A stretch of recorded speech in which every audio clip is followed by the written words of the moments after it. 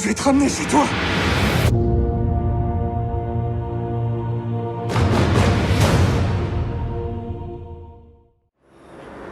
Bon bah tu me tueras point, vraiment très grand film. Moi j'irai jusque là. Ah oui, ça pour un bon film de guerre, c'est un bon film de guerre. Enfin, en tout cas je m'étais pas préparé à un spectacle aussi aussi grandiose, hein, parce que dire une fois qu'on arrive sur le champ de bataille notamment, c'est vrai que le film là je trouve prend une ampleur assez Explosive. explosif, ouais. Et puis non seulement ça, mais c'est surtout très très émouvant. C'est vrai que c'est prenant.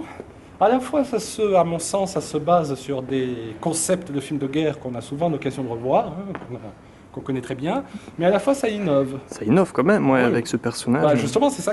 Ouais. Donc à la fois on n'est pas dépaysé et à la fois on l'est, mais comme il faut, je trouve. Oui, ouais, c'est vrai. Alors déjà, ce que j'aime beaucoup chez ce personnage principal, entre autres, parce qu'il y a des tas de choses que j'aime beaucoup sur lui, c'est un peu l'explication la double, triple, voire quadruple explication de sa volonté de ne pas toucher une seule arme. Oui. Alors, certes, il y a l'aspect religieux, tu ne tueras point, d'ailleurs c'est même le titre, hein, tu ne tueras C'est point. un commandement même. Ouais, c'est vraiment un commandement, le titre est un commandement, le 6e je crois. C'est possible, ouais, je te fais confiance. Mais il y a également le fait qu'il a failli tuer son frère étant jeune. Et en plus, la dernière fois qu'il a touché une arme, je crois qu'il l'explique à son camarade. Oui, on est dans un flashback, ouais. Voilà, c'est qu'il menaçait son père, Ouais. parce que son père battait sa mère. Donc au bout d'un moment, son père lui-même ayant une arme, il s'apprêtait à la tuer. Ouais.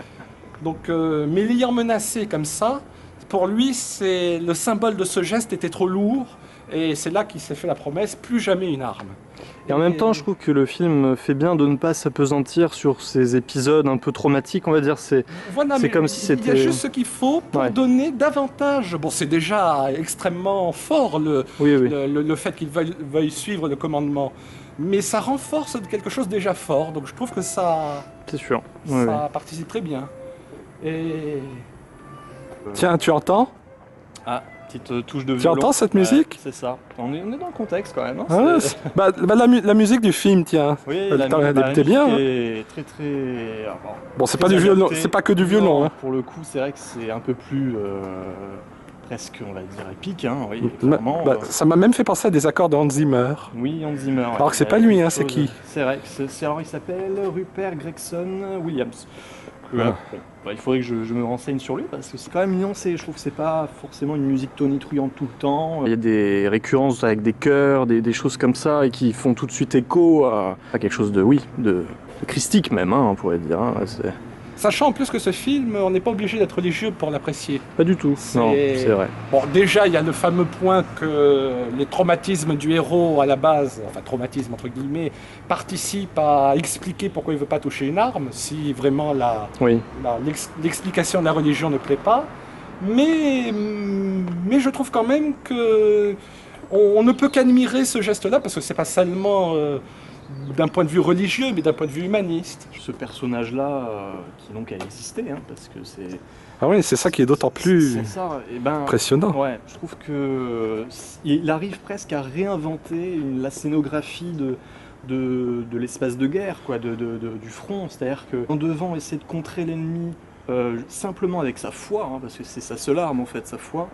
Je trouve qu'il y a une invention aussi dans l'espace, une façon de se cacher de l'ennemi, une façon d'aller sauver l'autre malgré les balles qui fusent autour de lui. Enfin, je trouve qu'il y a vraiment des propositions de scène très, très fortes et inhabituelles. Enfin, vraiment, moi là-dessus, j'ai été assez saisi. Même quand il se cache, tu te souviens, dans une tranchée, je crois que c'est la tranchée ennemie, et va même jusqu'à sauver, je crois, guérir un... C'est ça. Oui. Parce qu'il est infirmier, c'est ça ? Oui, il est infirmier. Voilà, à la base, profession. Et puis c'est vrai qu'il ne fait aucun cas, effectivement, de si c'est un allié, si c'est un ennemi. Au bout d'un moment, il se met même à les soigner. Mais bon, lui, il ne fait pas la différence. Non, mais c'est vraiment un personnage assez magnifique, hein, disons-le. C'est d'une noblesse... Heureusement qu'il y en a comme ça. C'est pour ça que je trouve ça intéressant, c'est que avoir un film comme ça, avec un personnage aussi pur, fort, et avec une sorte d'innocence aussi... Bah, C'est devenu de plus en plus rare. Enfin, moi, c'est vrai que l'innocence, je trouve qu'elle émane aussi de l'acteur, de sa il le porte façon de jouer. vraiment, ouais, ce côté un peu vulnérable et oui, oui, il est absolument. C'est Andrew Garfield que qu'on avait pu voir chez David Fincher dans The Social Network notamment, dans un rôle un peu secondaire, mais qui était déjà très bien et on l'a vu ailleurs aussi. Mais là, c'est vraiment, je trouve, le rôle où il ressort le plus et il a vraiment cette capacité à habiter ce personnage, notamment dans des scènes sur le front. Où il s'adresse voilà, littéralement à Dieu. Très belle scène. Voilà. Hein. On a l'impression que tout s'arrête autour de lui et il est juste là à lui demander guide-moi, comment je peux les sauver. Et aussi, souviens-toi, cette fameuse scène là où le montage fait que régulièrement, quand il va sauver les autres victimes abandonnées sur le front, voilà, il dit toujours aide-moi en sauver encore un et encore un et encore un. C'est un plan qui se répète, quoi, qui ponctue la. C'est assez fort. Parce que comme si ça restait omniprésent, quoi, cette idée-là. C'est très bien ce montage-là parce que finalement il garde secret le nombre de soldats qu'il aura réussi à sauver. Et quand à la fin on découvre ce nombre-là, on se dit ah quand même, enfin on n'a pas réussi à se figurer qu'il en avait autant sauvé et c'est assez impressionnant. Là, on se dit que c'est un exploit. Je voulais aussi, je ne sais pas si tu t'en souviens, enfin le rôle du père. Il est présenté donc à la fois comme un alcoolique dont l'âme quelque part est morte à la guerre, D'ailleurs la mère du héros dit même au début que avant, c'était un homme bien, un grand homme. Tout à fait. Enfin, un homme bon, et que la guerre l'a complètement détruit.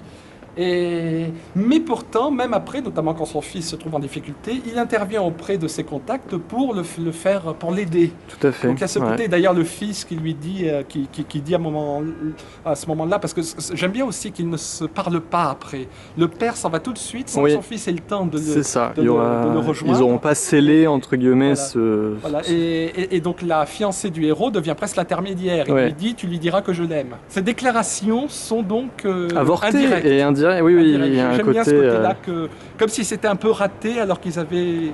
Mais bon, là aussi c'est en filigrane. Et notamment, pour clore avec le sublime aspect religieux du film, le plan final. Ah oui, c'est quelque chose, c'est sûr. Bon, je ne veux pas spoiler, je ne veux pas. Non, soyons discrets. Voilà, soyons discrets. Ne répétons pas. Non. Mais ce plan, c'est de la religion pure et dure. Hein. C'est le corps qui s'élève, c'est purement métaphysique. Quoi. La caméra qui se met en contre-plongée, qui bascule presque, qui est d'abord plongé et puis contre-plongé. Alors qu'en fait, là où est allongé le héros, bon ça y est j'ai révélé, mais là où est allongé le héros, ce brancard ne monte pas. Je crois même au contraire qu'il descend, mais la caméra le fait monter. Oui, il y a une sorte d'élévation, c'est-à-dire que même dans... entièrement due à la mise en scène, et d'ailleurs ça finit où il est entouré de nus. Oui, il est entouré de ciel, de nuages. Ouais, c'est côté transcendance, quoi. Voilà, Non, donc vraiment grand film de guerre. Moi, c'est très clairement parmi mes films préférés de l'année. Hein, ça c'est. Oula, là il y a du lourd là. Oui, je pense que ça vaut vraiment le coup d'œil. Et je pense que ça va me rester. Je pense que c'est un film qui véhicule tellement de valeurs fortes et avec une telle intensité aussi, une progression dramatique assez exceptionnelle. Donc. Il y a des films comme ça. Il y a des films, c'est ça.